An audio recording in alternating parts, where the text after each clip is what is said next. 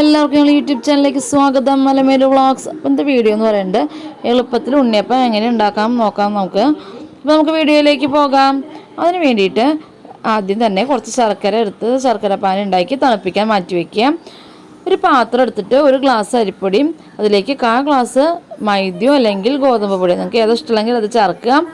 അത് ചേർത്തിട്ട് പൊടികൾ തമ്മിൽ നന്നായിട്ട് മിക്സ് ചെയ്ത് വെക്കുക.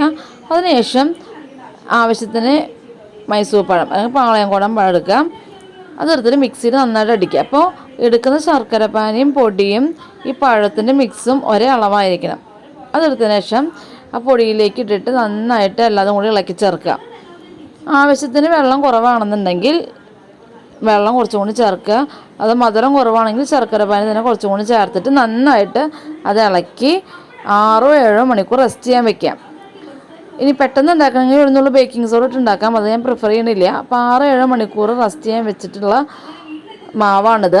ഇതിലേക്ക് നാളികേരക്കൊത്ത് വറുത്തതും പിന്നെ ഏലക്കായും ജീരകവും പൊടിച്ചതും കൂടി ചേർക്കണം. അപ്പോൾ ഏലക്കായും ജീരകം നമ്മൾ പൊടിക്കുമ്പോൾ അതിൽ 2 സ്പൂണ് പഞ്ചസാരയും കൂടി ഇട്ടിട്ട് ചേർത്ത് പൊടിച്ച് കഴിഞ്ഞാൽ നന്നായിട്ട് അത് പൊടിഞ്ഞ് കിട്ടും. അല്ലെങ്കിൽ കുറച്ച് ക്വാണ്ടിറ്റിയുള്ളൂ.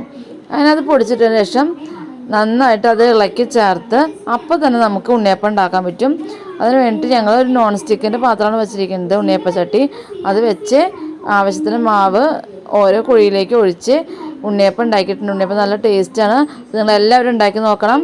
നിങ്ങൾക്ക് ഈ വീഡിയോ കണ്ട് ഇഷ്ടപ്പെടുകയാണെങ്കിൽ ലൈക്ക് ചെയ്യുക, ഷെയർ ചെയ്യുക, സബ്സ്ക്രൈബ് ചെയ്യുക. ഇനി അടുത്ത വീഡിയോ വരുന്നത് വരെ ബായ്.